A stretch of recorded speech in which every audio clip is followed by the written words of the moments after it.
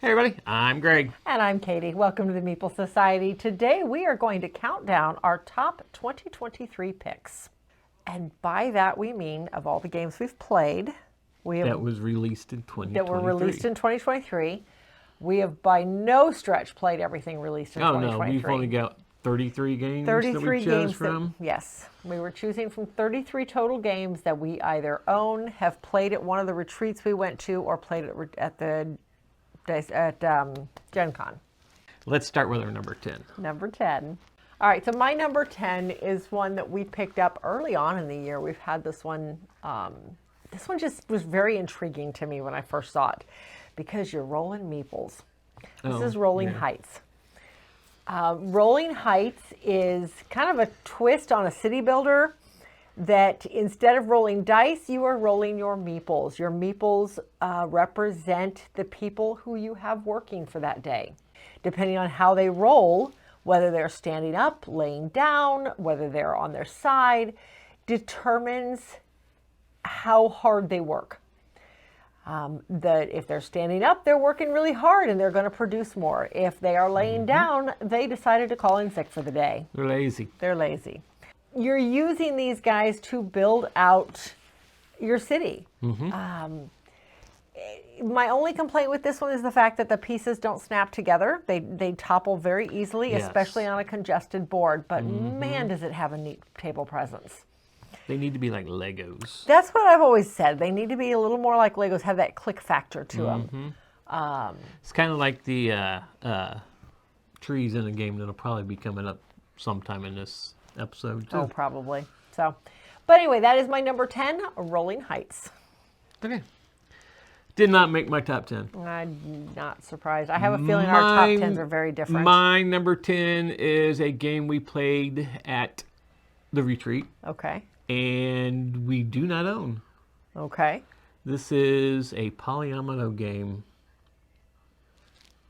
This is World Wonders. Oh, okay. I was going to say, what polyomino game do we not own? Okay. No, I did like how this one does, because you're building the city, Right. but you got to build your roads out so you can connect things, and at all times you're paying gold to buy the tiles. You only or have the 7 different types gold of per tiles. round. And you're paying round. different golds, but there's also these wonders if you can build enough in the city to suffice, I guess, what the wonder needs. Yes. You can do Good the way. wonders, but if you buy the wonders like in your first round, you're paying 7 gold for it. Yeah. But if you buy it as your last thing, only you're going to paying pay a one. gold. But there's that push your luck aspect of the game, because I really could do this, but you're looking at somebody else's board and it's like, oh, they could do that too. Do I take it now and just pay 6 or 7 gold for it? Yeah. Or do I wait and see where we're going? And then they end up getting it and they're going to score Yeah. a point for it at the end of the game. So I liked that aspect of it.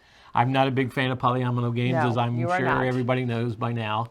But there are certain polyomino games I like. And this one, I didn't think I was about it, because I heard a bad review of it. Well, kind of a bad review of it. And I was like, okay, maybe I shouldn't do it. And we played it, and I said, let's go ahead and play it while we're here. Just When so else you are can we say going to be able to play yep. it? We did, and I really liked it. I liked this one. It did not make my top 10. Well, not as much as I did then. Well, apparently not. I did like this one. I thought it was very intriguing how there are only so many pieces out per turn, and all of them cost different dollar amounts depending on what you're how buying. big they are. And then you've got your roads and your guard towers, I believe they were, Yeah. that fill in holes. And in order to connect things in, you have to have roads, or they have to be connected to similar colors or something. Yeah. There were certain rules. It made it a very It big made it like puzzle. a big puzzle. I think- it was a Yeah. puzzle city building game with a push your luck Yeah. aspect to it. That was. I really would be very weird. curious to play this one with more players, for one. And Yeah. I think it we probably... only played it at 2. We did. We only played it at 2. We only got to play it the one time. I Mm-hmm. think if we owned this one and we played it more, I think it would definitely be on my top Mm-hmm. 10. I have no doubt. I think this is a very intriguing game, but it did Mm-hmm. not... It didn't squeak in there. So my number 10 is World Wonders. Okay, my number 9 is one that we got to play out at Dice Tower Retreat or Dice Tower West, and we have since picked up. We have not played our copy yet, though. And this is Mille Fiori. Oh, yeah. Millefiori is a very colorful board, extremely colorful pieces. It definitely has a table presence, I think, just because of all the color. This one is played with a deck of cards. Everybody has 4 cards in their hand. You choose one card and you pass the rest, and then one by one in turn order, everybody's doing the action of the card that they chose to keep. Mm-hmm. There is literally one card in the deck for every spot on the board. There are, I want to say, 5 or 6 different regions on the board, and each region scores differently. As you're doing this, you're laying pieces down. In the region, the card tells you to lay the piece down. Each region scores a little bit differently, so you're trying to, and some of them get all of your pieces together. Others, you want one of everything. It's just very intriguing the way it plays, but the interesting thing is that you have that hand of 4 cards. You're picking one, you're passing the rest to your neighbor like in 7 Wonders, and then on the start of the next round, they're going to pick up those 3 cards you just passed them. They're going to draw a card from the deck, and that's now their hand of 4 cards. You will never, ever see the same cards again.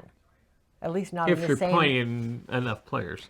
Right. If you're only playing 2, you're going to see those cards. Well, yes, you might see a couple of them, but you're not going to see the same hand over again. No. Because more cards have been added to it. So it's very interesting how the hands just constantly change. So anyway, that was my number 9, Millefiori. Not in my top 10. My number 9 is another game we got to play at the Dice Tower Retreat. Okay. I was going to pick it up at Gen Con. Went to the booth. A man named Bill was there. He sold us on that and then told us it was sold out. So, but we have since picked it up, though. This is Cosmoctopus. So worry not. We have picked it up. Yes, we do have it now. Yes, we do have it. But Cosmoctopus, you guys did not enjoy it. We played this with our friend Jeff from Tabletop Toolbox. We did. At the retreat. We did. Y'all didn't like it. I did not care for it on the first play. We have since played it again, and I liked it much better. Now, mind you, we played a cooperative mode that time around, and I still... You were done long before we had to be. Yeah. I was not. It took me a minute. So you've got this game down pat. It's all about the engine building and how you're building your engine to get to do certain things. Because you guys were like going, well, I guess I'm going to play this card and do this. Because the engine never worked. Right. And then I was like, well, I'm playing this card to allow me to do this. It'll get me this and allow me to do this. Oh, and then I get a tentacle. And then because of that tentacle, I get to do it. And my turns would go for like 5 minutes. And you and Jeff were just sitting there like going, Yeah. So, you gonna tell them how it actually plays, or just that you whooped us really bad? It's an engine building game. It is an engine building game. You're using cards to build your engine to get it going, so you have more than just one thing each turn to play. Yeah. And the person with 10 tentacles, first to 10 tentacles, 8 tentacles, it's enough tentacles. Octopuses only have 8 tentacles. This is a Cosmoctopus, so who knows? Maybe they have 10. They only play with 8. Anyway, you're moving a little. You probably would have rather it been 10, because then y'all would have had a shot. No, just would have stretched our misery out further. But no, you're basically you're playing till someone gets 8 tentacles, and then everybody has one last turn, and the one with the most tentacles wins. It's not a points game. It's a no, it is absolutely not a points game. It's all about getting those tentacles, because you're going to play cards, and certain cards are going to cost things, and you got to have that resource, because you can go to certain places to get the resource. Okay. And that's where I was going with that. Is the board is made up of 9 locations, and the locations vary. They're all random, and you're moving the octopus around 2 spaces each turn. You can move up to 2 spaces to get your resources. Unfortunately, everybody's moving the same octopus, so he may not be where you need him to be come your turn, which is what kept happening to me. He was never where I needed him to be. Anyway, but you're going to be able to purchase cards with the resources you're getting to put them down there. So you're going to have permanent resources that you're going to use to get more cards, get tentacles, what have you. And I even had some of those cards that if I was able to do this and this, I would get a tentacle automatically and not have to She didn't like the game. Mine and Jeff's engines never quite worked. They were both missing major pieces. This is probably not even your top 20. Oh, this thing doesn't But I have a really touch like screen, the but game. no, it's not. I don't So think that is my number 10, Cosmoctopus. Did I say my number 10? That's my number 9, Cosmoctopus. My number 8 is one we picked up at Gen Con this year. This I have taught to a lot of people, and everybody so far has very much enjoyed it, to my understanding. I don't know what you're talking about. This is Wild Child West. Not what I thought you were talking about. Anyway, Wild Child West is it's a polyomino placement game based in the Wild West. The player count determines how many dice are placed out on the board at the start of every round. So in a 4-player game, you've got 5 or 6 dice out, I believe it is, ranging 8-siders and 20-siders. And each of those dice are placed onto the board, and those indicate what tiles are available to be purchased that round. So there may be games where you just simply don't get the tiles you want. Now, the tiles are made up of a number of different things. Every player board is completely different. They all have the same goals, though. You have to start in a specific location in the middle of the board, and you have to try to cover up horseshoes in order to gain points. You have to So you don't lose points. You have to try to take out the bandits that keep showing up on your board. Or lose points. Or lose more points. So you're trying to pick up tiles with specific icons on them, or to cover specific icons on the board with your tiles in order to score points or to avoid losing points at the end of the game. It's just a very interesting puzzle. First time we played it, of course, my first thought in any polyomino is fill in all the spaces and just fill the board. You'll never fill that board. That is absolutely not possible in I think this it game. even says that in the rule book, too. It that might. You won't fill the board. Feel the board? Yeah, you can feel the board all you want. You will not fill the board. Right. So it's just a neat puzzle, and it totally breaks every polyomino rule that is ingrained as far as trying to make everything fit perfectly and take up as little space as possible because you might need that space for something else later. No, in this one you need to be able to stretch out because you need to connect things, and you need to get those sheriffs lined up with the bandits so they can take out the bandits. And it's just a really neat puzzle to me. Yeah. And all the boards are different, which I find fascinating. So you can play a completely different game every time. Yep. So it's a lot of fun. Anyway, that is my number 8, Wild Child West. Not with you. Are we going to have any crossovers? I suspect we will have at least a couple higher up. We'll see. Yes, I suspect it'll be at least 2, maybe 3 or 4, actually, I think, maybe. We'll see. See if I'm right. Okay. I'm saying about 4. Okay, so that was 7. No, this is 8. 8. My number 8 is a new game this year. Of course it's a new game this year because it's 2023. Kind of the point of this list. This is all about digging for artifacts. It was a Kickstarter, a much anticipated Kickstarter here in our household. This is yes. Ice. This is a game all about being on a expedition. It's basically you, and then there's some workers out there, which were called Explorers. I couldn't remember, but you got base camps. You're going around, and this is the coolest board because it takes a little bit of time for setup. Setup does take But if everybody helps set up, it goes pretty quick though. But there's 4 pieces of the board that's magnetically held together, and then you're putting these little hexagons, is it? In the board, different ones per layer, and there's like 4 layers on this board, and you're going to start out and you're going to dig, and it's going to cost you a certain amount of things to dig down to the next layer. Right. The first layer, it's going to give you, when you take it up, it's going to give you a special power. You can use it anytime during the game, but once you did it, you lose it. It's a one-time power, You get down farther, it's going to start giving you artifacts to be able, if you get multiples of the artifact, then that artifact's going to allow you to do something else. You're going to just continue to dig down until you get to the very bottom. When an artifact opens up at the bottom, that ends the game. And then you just score up points because you're going to have these artifacts that were on your player board that are going to score if you took them to the city. Right. If they are still on your board, they are worth nothing. If they're still on your board, you don't score them. Only if you took them off and took them to the city. Right.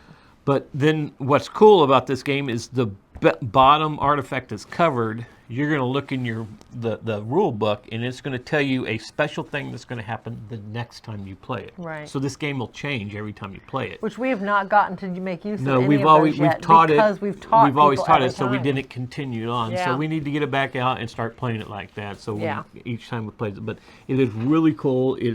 The production of this is outstanding. Oh, the production is phenomenal. That was my number 8, Ice. That may or may not show up on my list later. I mean, just That'll be one of our crossovers. That's one of the ones I have picked for being a crossover. okay. All right. Well, Of the my 4. number 7. What? Of the 4 crossovers, Of the 4. I'm predicting. I thought you were There might predicting- be a 5th one on here. I'm not quite sure, but I don't know. We'll find We've out. only got 7 left. I know. Well, there's already, okay, never mind. I'm not going to go any further. Anyway, my number 7. My number 7 is a brand new Kickstarter we just got in. This is one we've been waiting for a while. Oh, yeah. Very, very interesting game. But anyway, this is Age of Rome. Yep. Age of Rome is, it's one of those other games that has a kind of a gimmick behind it. The board itself is pretty plain. Mm-hmm. However, it has a secondary board that folds out that pivots or rotates around a central piece. Mm-hmm. Every turn, after every round, after everybody's passed and the round is over, the board turns. This is a city builder at heart. You've got 4 sections of a city. Mm-hmm. And each round, you are literally playing into and playing off of the section in front of you. And that's it.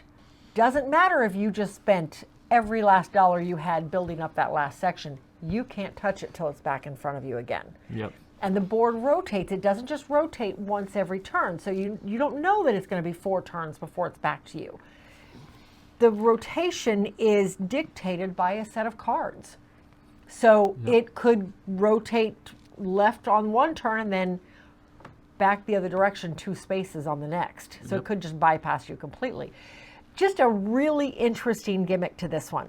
Yeah, because you're wanting to build that city because you're wanting that power that's going to give you when it comes back around. Right. But you don't want to get it too powerful, like especially with like the war part. I mean, you don't want to get that too busy because then your neighbor is going to end up or the person across from you is going to end up with it, and you're like going. But yet you're able to use the stuff that they just built. Yes. So there's a fine line. Because you're building first, and then you get to use everything that you just built if you have the workers to do it. Mm-hmm. So it's all action points, and then there's money involved in it too. Yes. And it's just we've only gotten to play it once. I'm really intrigued by it. I want to play it more. I suspect with more plays, it's going to go up higher. Yes, the components on this is just awesome. Oh, the components are great. These beautiful acrylic the tiles. Cities where you're building the cities are holes. Yes. And you're putting these acrylic tiles down in it, and of course they stack. But yeah, I'm anxious to get this one to the table more. I thought it was for one play, it intrigued me enough that it made my top 10. Yep. So, but yeah, that's my number 7. Age So of this Rome. one might show up later. Okay. Okay, my number 7 is a game we played and bought at Gen Con. This is a game that Katy taught 20 minutes after learning the game to another family. I did. This is a game, it was on my list of games to look at. Yeah. She had never heard of it. We played it and she really loved it. This is Miller Zoo. Yes. This is all about a zoo in Canada who takes in refugee animals, something like that. What do you call them? They're not strays. I mean, rescue animals. That's refugees. Well, they could be refugees, because you have to rescue them. I mean, their land could have been burnt out. You never know. Oh my the refugees, okay? I'm going to play it from that way from now on. Not rescues, they're refugees. I didn't get a rescue dog. It's a refugee dog. He just showed up one day. It's like half the cats we ever owned. Anyway, so what this is all about is you're running a zoo and you're going around. Everybody gets cards at the beginning. that's going to give you resources, and then there's going to be problems in the zoo that you have to take care of using the resources on the cards you have. Some cards have 2 different resources. Some might have 2 or 3 of the same resources, but you're taking care of the needs of the animals in the zoo, also going down and taking and getting the resources you need to bring more animals in the zoo. Right. And you win the game by getting all the animals into their new habitats and rescued.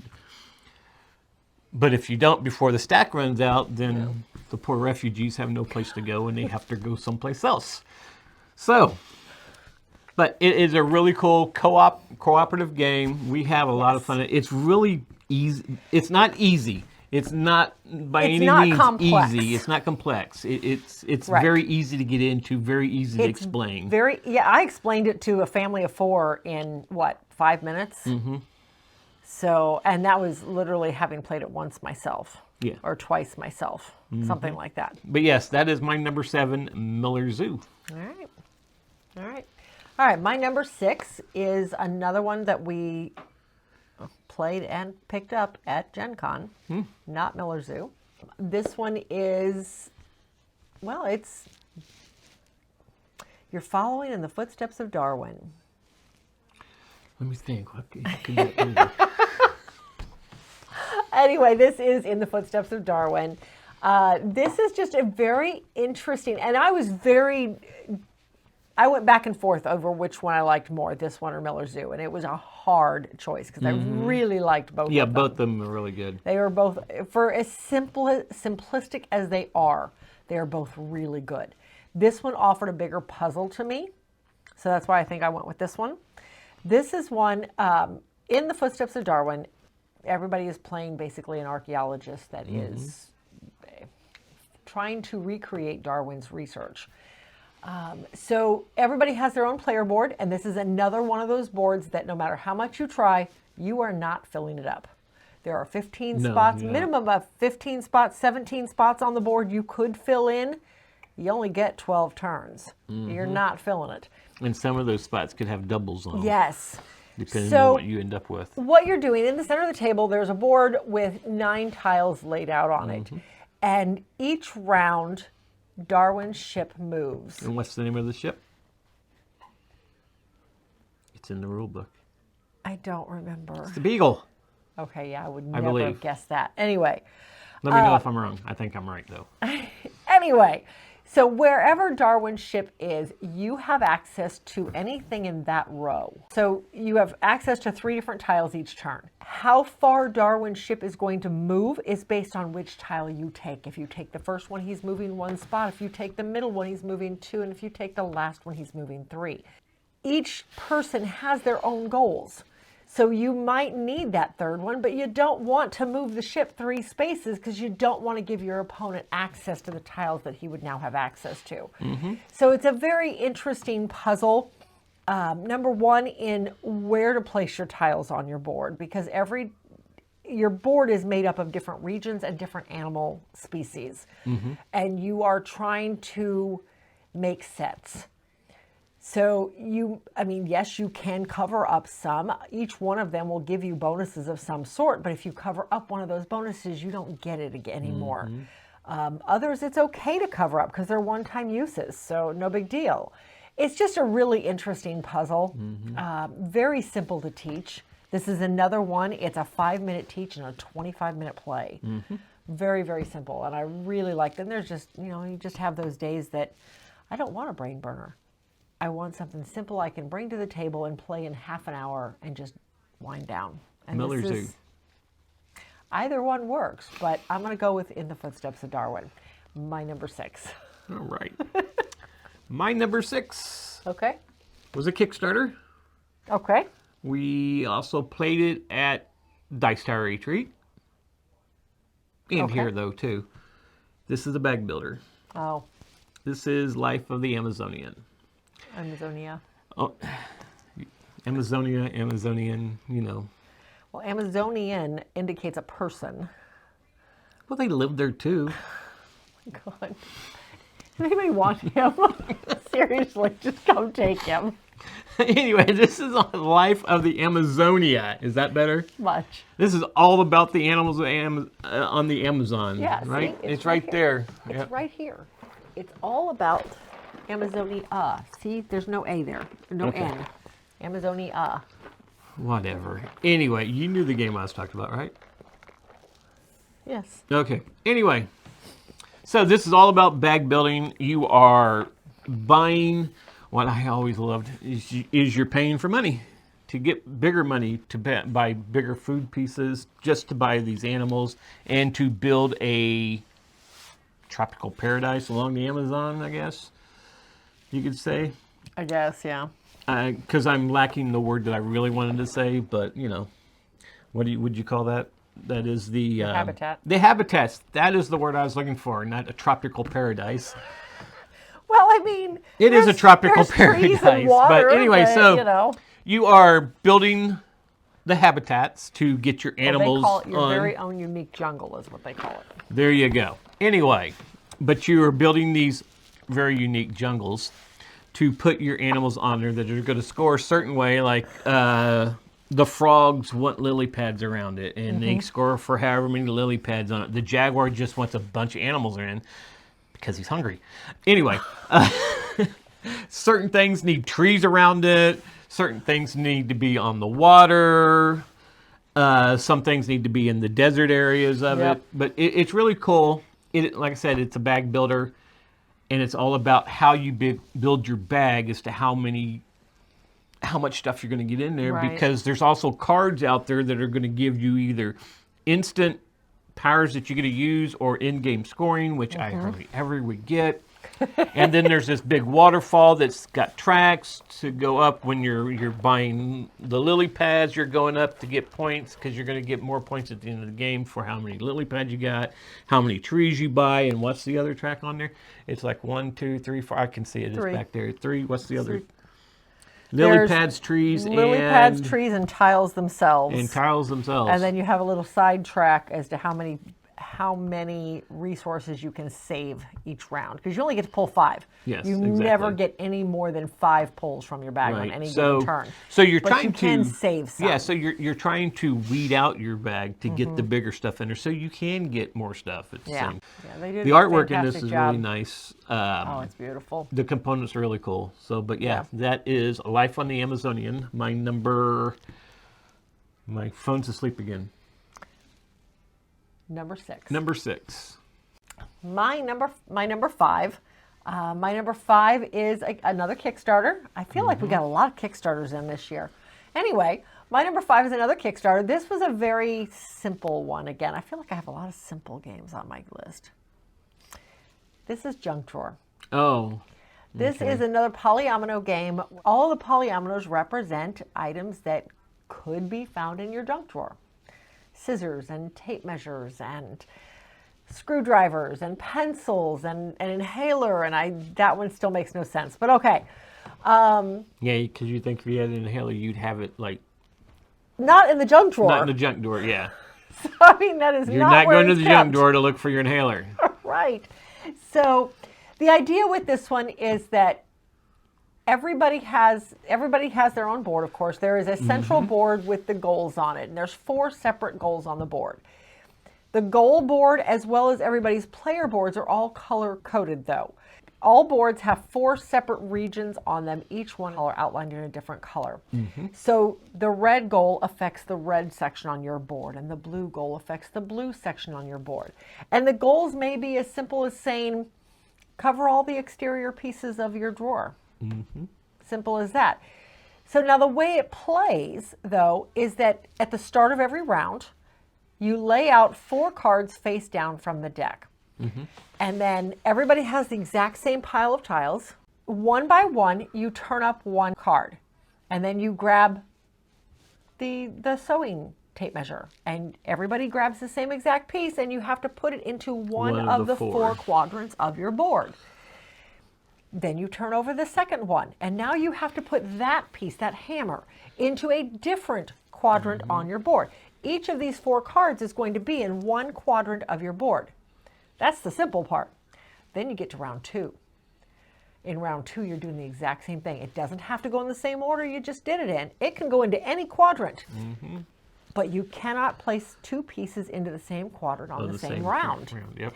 So the game goes until Somebody somebody cannot legally place a piece in. They've used up all the spaces in the only quadrant they have available to them. It's just a really neat puzzle. I really enjoy this one because you never know what's coming. You don't always use all the pieces. Just a really interesting, again, it's a 20-minute game. Just super simple, thinky, but yet light. Very easy to teach. But yeah, that's my number 5, junk drawer.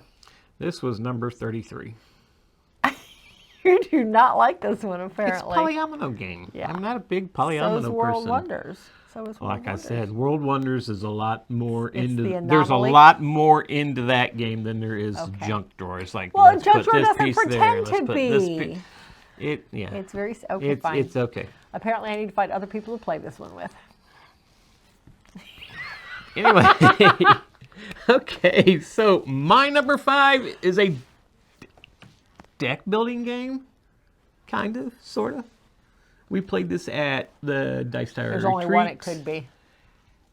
and we do not own this one. Okay, I know exactly what And it's gotta I be. got my butt slammed into a locker so many times I died. Hey, I got shot in the face. So, you This know. is Robot Quest Arena. This one, okay, we do not like confrontational No, games. we do not. But this game, if you play it with the right person, Jeff, he will bully you. I mean, he will play it and make it fun. You will have a lot of laughs. You just got to go Oh into my the God. game realizing we're going to come in here and we're just going to beat everybody up. This is one of those games. Just don't pick a fight first with Jeff. Anyways, you have a hand of cards and you're playing a card each turn. Yeah. But you could also buy new cards from the pile of cards up there to add to your arsenal, I guess, Right. if you're Yeah, Jeff. that's a good. But it can add to your arsenal of being able to do things out on the field. I had this little pink pug that was me, but I had it where I don't even remember what I when you played. came off of the board, you had to go to the center. No, you go to the edge. To You- the edge. you I could go restart to in your the center. corner. I could go to Okay. the center. I didn't have to go to a certain corner. I Okay. could go back in the center or what have you. Okay.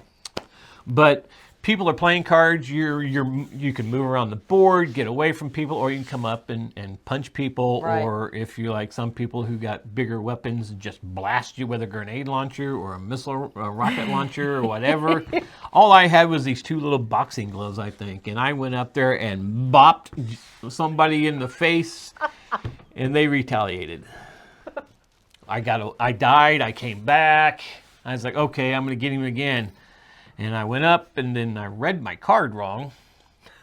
Because all I was going to go up to do is just go bop. And that was my last turn. I was like, there was nothing else I could do. So what's he do? He moves over and drills me like 7 times. I was dead on the 3rd one. He just bounces my head off the wall. Okay. And then you laugh, and he turns around and shoots a rocket at you and blasts you in the face with it. But this is a lot of fun, though. You can't disagree that No, this was I not a lot of fun. absolutely agree. This one is a lot of fun. I like this one because dying doesn't mean anything. No. Taking damage means nothing.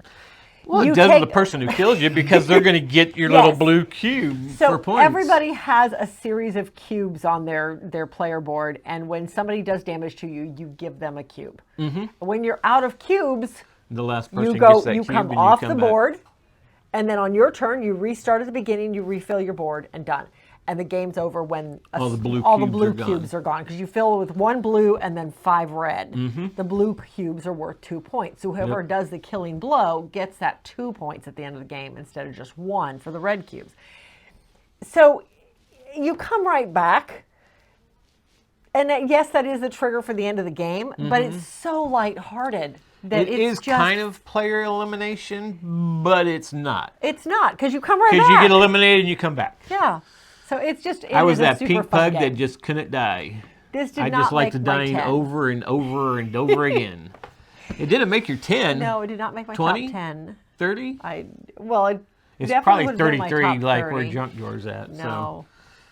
That was number 5, Robot Quest Arena. All right. My number 4 is Shockers, another Kickstarter. This is one that the whole game is a series of cards. That's it. And they all fit into this little travel pack. Oh my God. This is Trailblazers. The neat thing with these cards, though, is that they are some sort of plastic.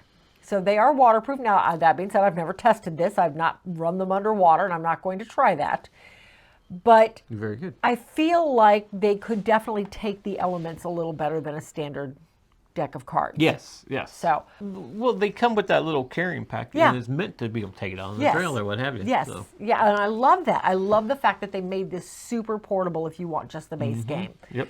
So the way Trailblazers is played, this is much like any other pipeline type of game.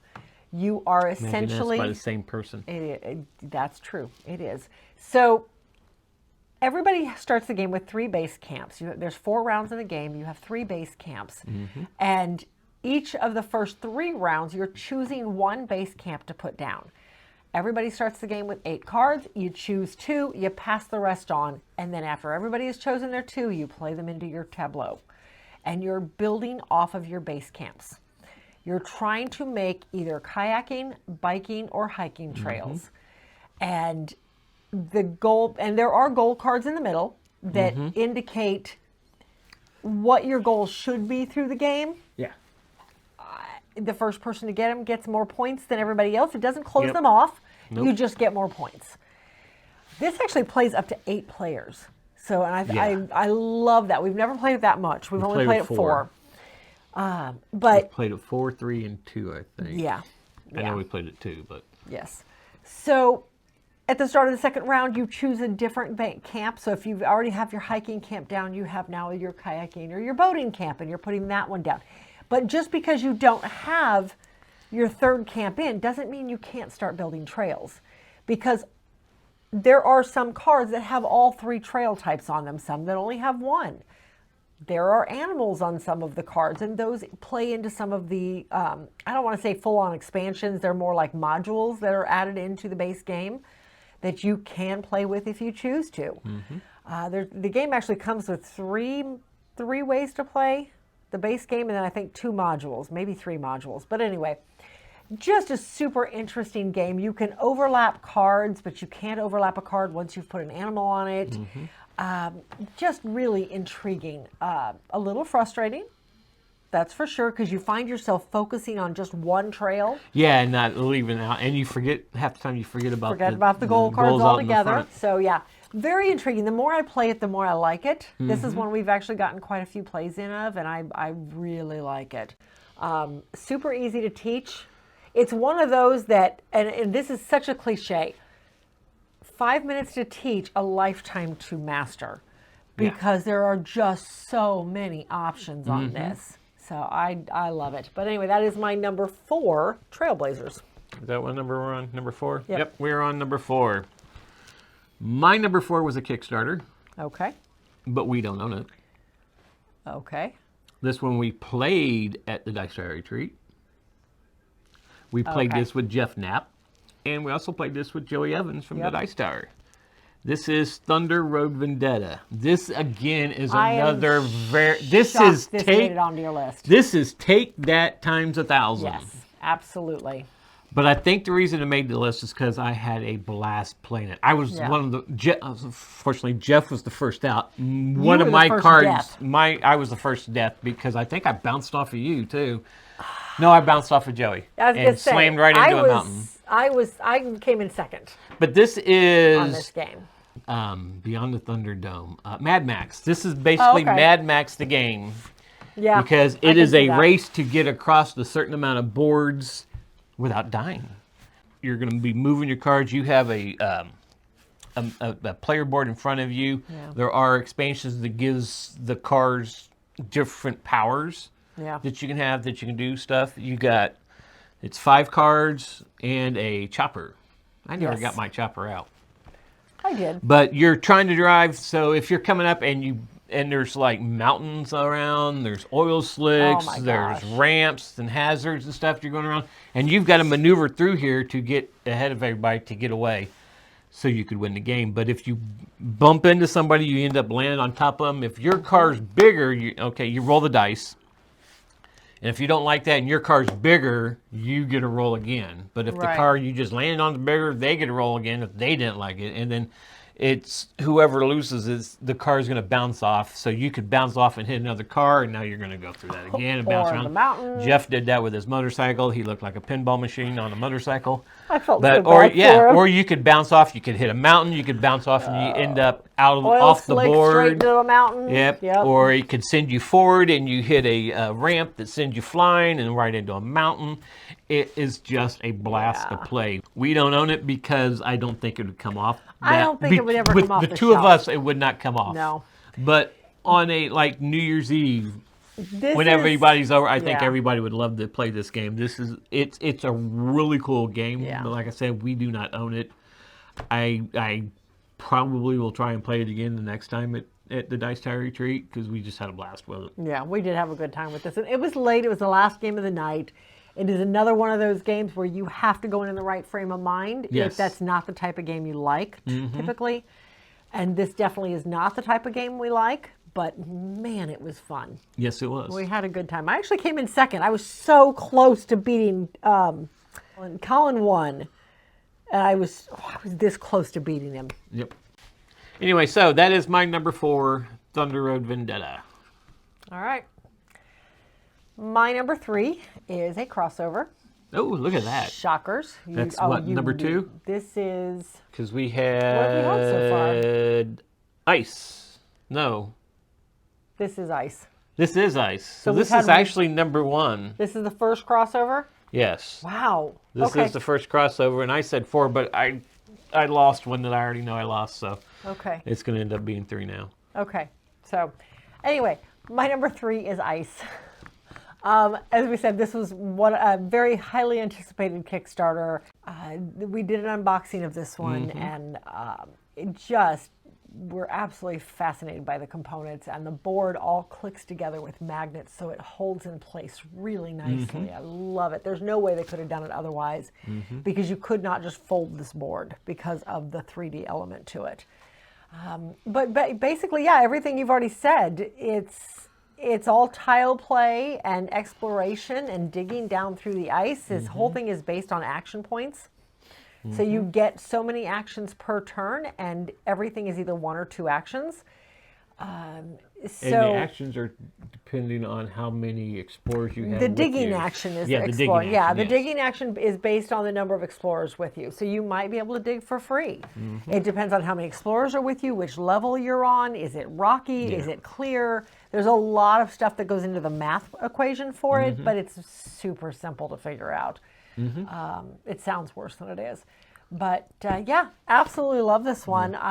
I still would love to get a playthrough on this one done at some point. I think the one thing about this game is the fact that it looks so complex. It does look very complex. But it's so simple.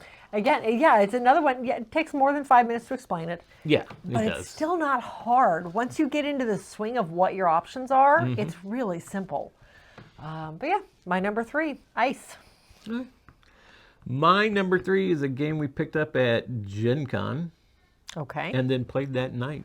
This is all about cards, laying cards down to get it to do what you want to do. To be able to get resources to buy cards to get special powers. This is After Us. Oh, okay.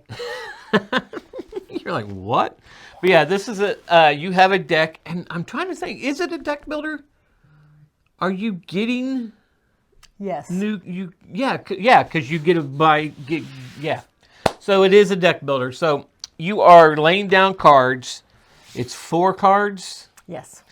And they have there 3 different sections of it. Yeah, there's 3 different sections on it, and you're trying to line up pairs and matches to be able to get certain things. So you're going to go across your first row, and the ones that are paired up, you're going to get that resource. Yeah, anything in a completed box. Right, and then you go down 1, and that is going to get you points. So the whole thing is you're trying to match cards to get points to get other cards because you're going to be able to draft cards with certain resources from the piles at the top. Right. And those different cards let you do other things. Yes.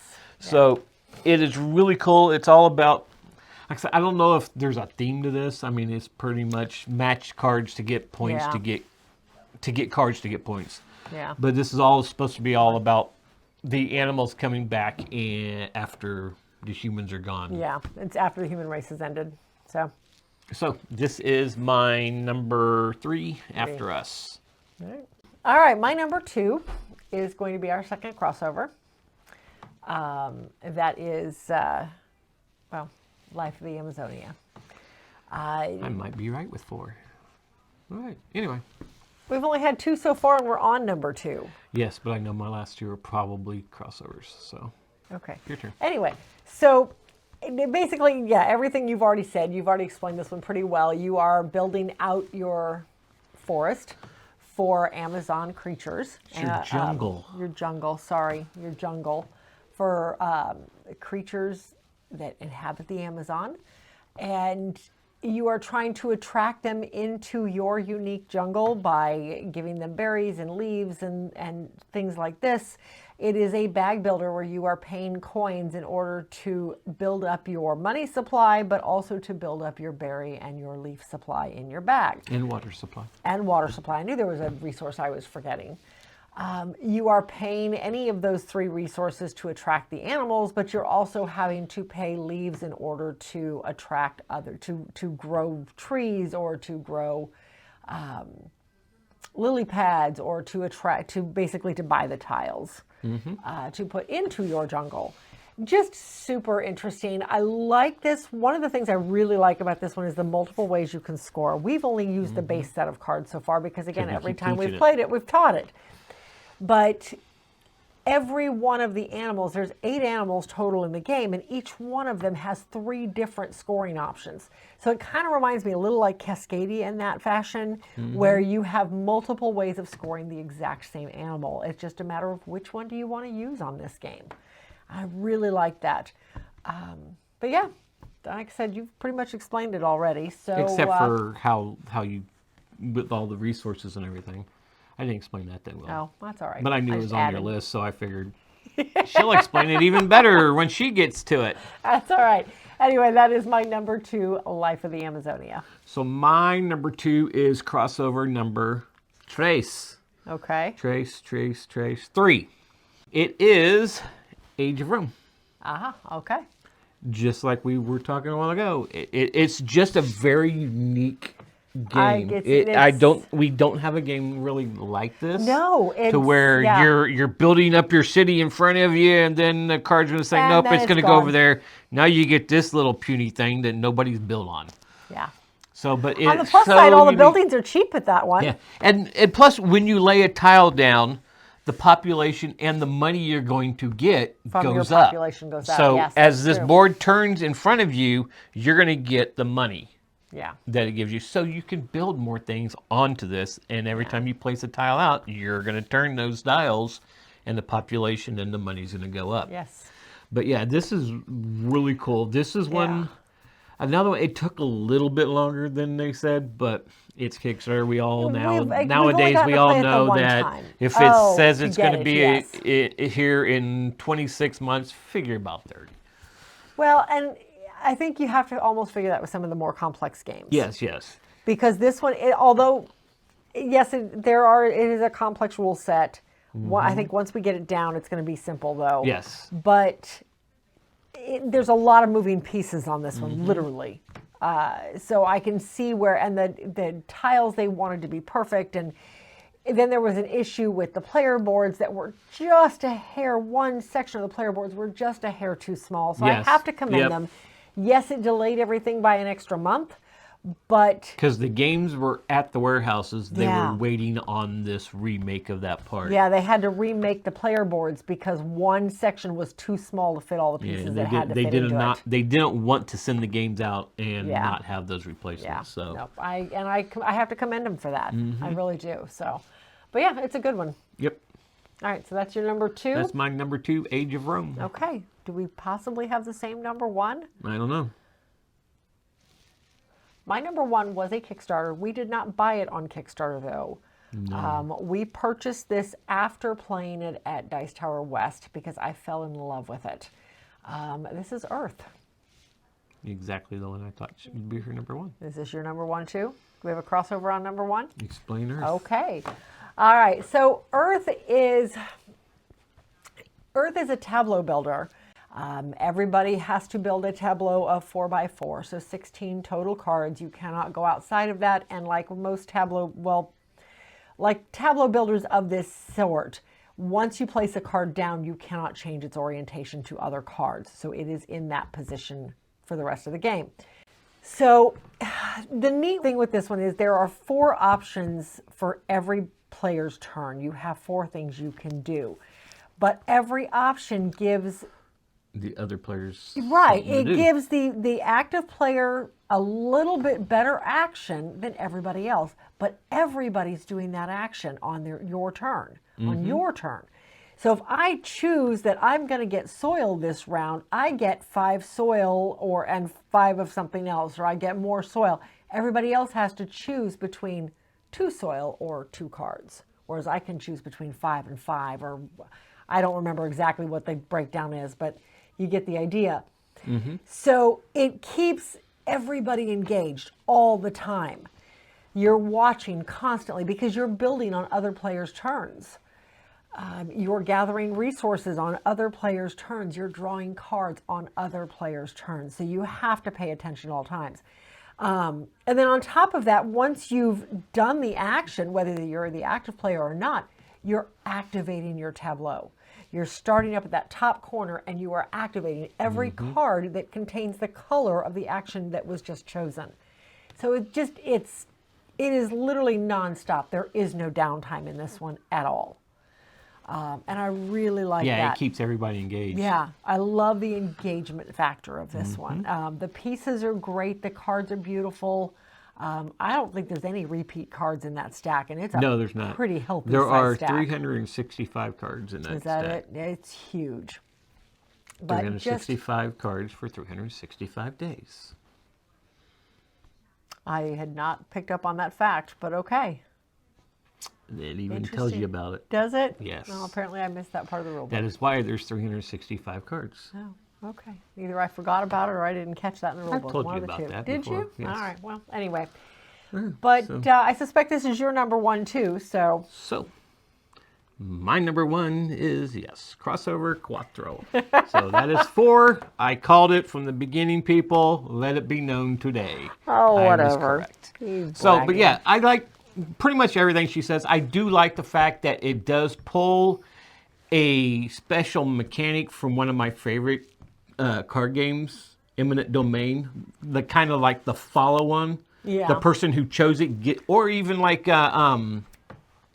there's another game in there, but I can't remember it right now.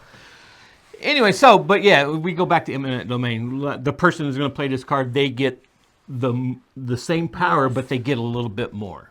Yeah. Just like in this, you're going to take the orange power, you're going to get all this up there. They're going to be able to do the same thing, but not quite as effectively. Yeah, it's not going to be as effective. As potent. So I do like that, and then the fact that you go from the imminent domain factor to the wingspan factor.